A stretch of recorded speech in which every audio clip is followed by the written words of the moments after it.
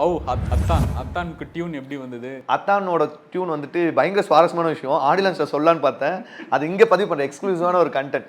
ஏன்னா இப்போ நம்ம சாங் எழுத போகிறோம். ஃபர்ஸ்ட் எடுத்தோம் என்ன கேட்பாங்க டேரக்டர்ஸ், உங்களுக்கு இது யாரை பிடிக்கும், என்னெல்லாம் பண்ணுவீங்க, இல்லை பாட்டோட சுச்சுவேஷன் சொல்லுவாங்க, எல்லாமே கேட்பாங்க.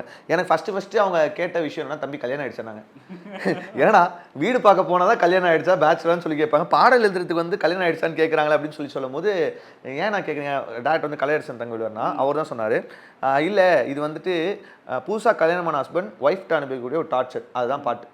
நிறைய பேர் எழுதுனாங்க, எங்களுக்கு வந்துட்டு செட் ஆகாத மாதிரி இருக்குது அப்படின்னும் போது சித்தோனை தான் காயின் பண்ணி விட்டது. ஏன்னா நான் சொன்னல, தம்பி நிறைய பேர் எழுதியிருக்காங்க, நீ எழுதி ப்ரூவ் பண்ணி எடுத்துகிட்டு அவன் பாட்டு உண்டு, இல்லைனா வேறு யாருக்கோ போகும்போது உன்னோட இஷ்டம் அப்படின்னோடனே எப்படி. ஏன்னா வாய்ப்புன்றது ஈஸியாக கிடைக்கிறது இல்லை.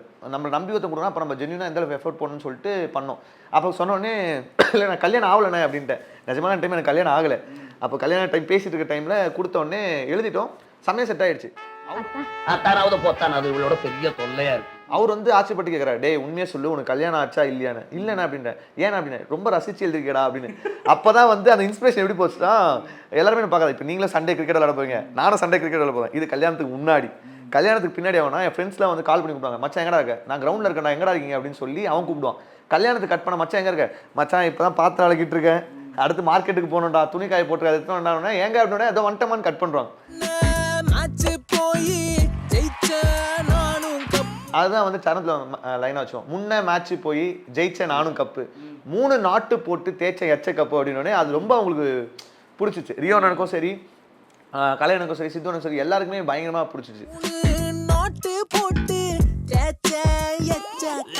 அதே மாதிரி வந்துட்டு ரீல்ஸை ஸ்வைப் பண்ணுற மேட்ரும் வந்து எல்லாருமே பயங்கர. ஏன்னா அந்த படமும் சரி இப்போ இருக்க எல்லாமே அந்த ரீல் கண்டனாலே ரீலை போல என்ன மேலே கீழே தள்ளி விட்டா ஆஞ்சி ஒஞ்சி நாக்கு தள்ளுது. இந்த லைன் தாண்டி 2வது லைன், அது கீழே முடிப்பு லைன் எப்படி இருக்குன்னா வந்துட்டு எல்லாருமே பார்க்கறதான். நம்ம துணைவி யாராக இருந்தாலும் சரி, நம்ம ஃப்ரெண்டு யாராக இருந்தாலுமே நம்ம ஒரு எக்ஸ்ட்ரா ஸ்டொமக் மாதிரி அவங்களுக்கு, எனக்கு பிடிக்கல, எனக்கு பத்தலை, எனக்கு போதும் அப்படின்னா என்ன பண்ணுவாங்க, எடுத்து அப்படியே நம்ம பிளேட்டில் வச்சாங்க. ஹோட்டல் போனால் இவ தின்னு வச்ச மிச்சம் மீதி வழி இல்லாமல் வாயில் போனது, அந்த வரிகளை அவங்க ரொம்ப பிடிச்சி. பர்ஸுக்குள்ளே 10 ரூபாய் இல்லை நேரம் பார்த்து ஷாப்பிங் போக சண்டை போடா, தாலி ஏறிடுச்சு காலி தானே பண்ணிடுச்சு, ஹாப்பினஸ் கூட இல்லை மேரேஜ் ஆல ரொம்ப தொல்லை அப்படின்றது ரொம்ப. 10 ரூபாய் இல்ல நேரம் பார்த்து ஷாப்பிங் போக சண்டை போடுறா மனைவி என்ன சொன்னாங்க பாட்டுக்கு. இது ஆனால் இது அனைத்து இத்துடன் விளையாட்டு செய்தி முடிந்தது. ஆக்சுவலாக வந்து அவங்க வந்து என்னை எப்படி பார்த்துக்கிறாங்கன்னா, நம்ம மயக்கமன்ன படத்தில் ஒரு யாமினி மாரி அவங்க ஃபோட்டோ கூட இருக்குது, ஷீ இஸ் மை ஒய்ஃப் அப்படின்னு சொல்லி காட்டணும். நல்லா இருக்க குடும்பத்தில் எப்போ வரீங்க அப்படின்னு சொல்ல வச்சுறாதீங்க மக்களே. இது என்ன சுவாரஸ்யம் தெரியுமா, ஆக்சுவலாக செப்டம்பர் 4 எங்களுக்கு கல்யாணம் ஆச்சு. படம் வந்து அக்டோபர் 31 ரிலீஸ் ஆகுது. அதுக்கு முன்னாடி பாட்டு வந்து ரிலீஸ் ஆயிடுச்சு, 1 மந்த் கழிச்சு ரிலீஸ் ஆகுது. எனக்கு நிறைய ஃபோன்ஸ் கால்ஸ் வந்ததோ இல்லையோ, என் ஒய்ஃபுக்கு தான் நிறைய ஃபோன் கால் வந்து.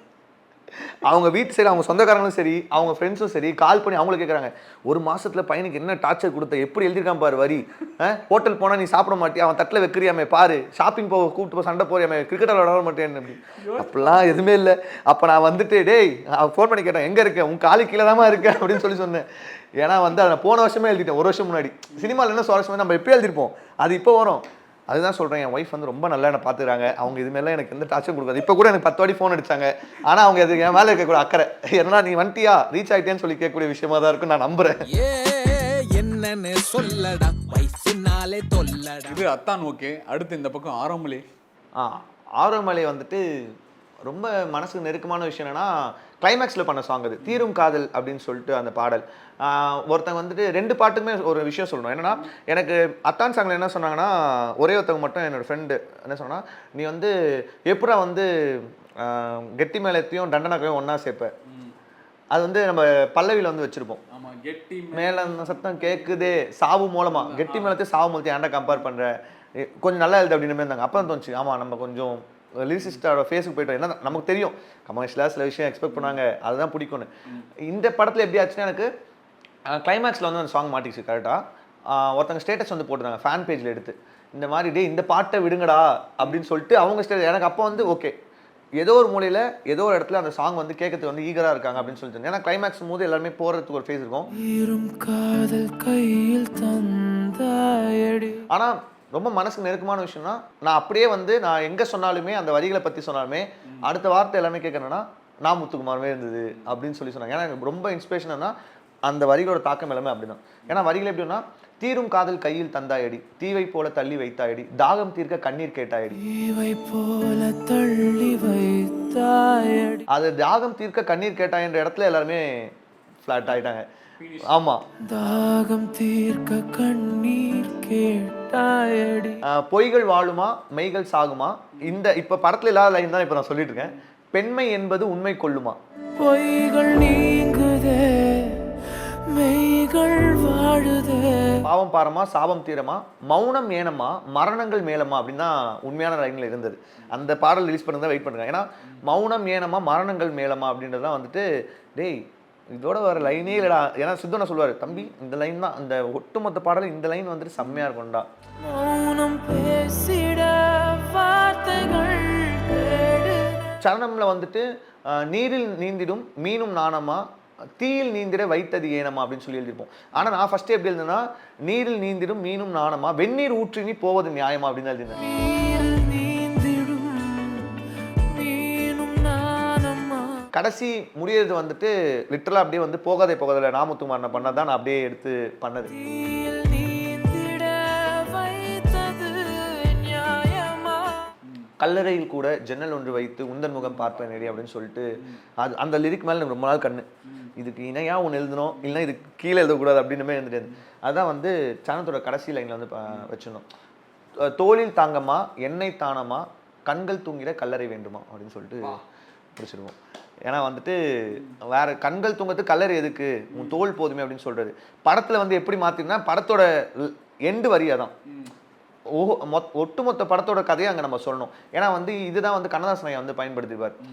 உனக்கே உயிரானேன் என்னாலும் என நீ மறவாரு அங்கே பதிவு பண்ணிட்டார். சரி நம்ம வரிகளையாவது வைப்போம்னு சொல்லிட்டு தோளில் தாங்கம்மா எண்ணெய் தானமா, காதல் இன்றிதான் வாழ்வது வீணமா அப்படின்னு சொல்லிட்டு முடிச்சாச்சு. ஏன்னா வந்து அந்த ஒட்டுமொத்த கான்செப்ட் என்னன்னா, லவ் இல்லைனா லைஃப் வேஸ்ட், காதல் இன்றிதான் வாழ்வது வீணமா அப்படின்னு சொல்லி முடிச்சாச்சு.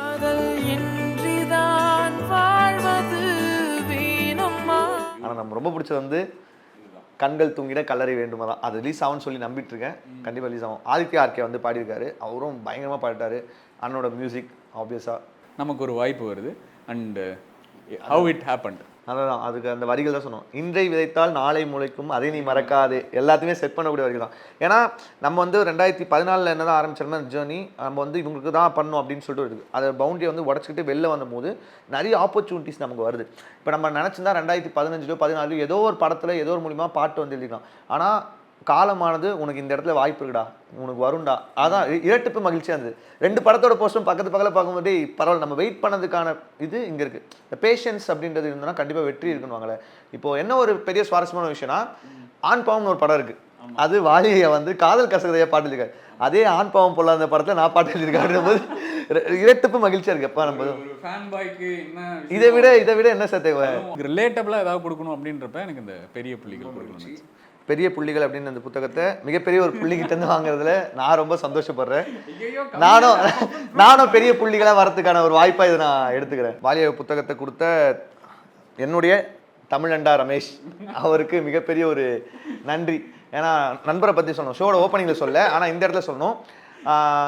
அன்பேசியம் படத்தில் வந்து ஒரு டைலாக் ஒன்று சொல்லுவார் கமல் சார் வந்து மாதவனை பார்த்து, யார் கடவுள், நீங்கள் தான் கடவுள் அப்படின்னாரு. சக கடவுள் அப்படின்றது. ஏன்னா இங்கே ரொம்ப ஒரு முக்கியமான விஷயமா என்ன நம்ம மிஸ் பண்ணுறோன்னா, இங்கே வந்து பிறரோட வெற்றியை தன்னோட வெற்றியாக பார்க்குற மனிதர்கள் வந்து ஒரு சில நபர்கள்லாம்.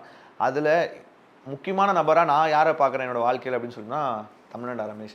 ஏன்னா எந்த ஒரு எதிர்பார்ப்புமே இருக்காது அவருக்கு. நீங்கள் வந்து வெற்றி அடையினா முதல் ஃபோன் கால் அவர்கிட்ட தான் வந்தா, நண்பா பாட்டு கேட்ட நண்பா டக்கு நம்ம ஒரு விஷயம் பண்ணுவோம் நண்பா அப்படின்னு சொல்லிட்டு சொல்லக்கூடிய விஷயமா இருந்தாரு.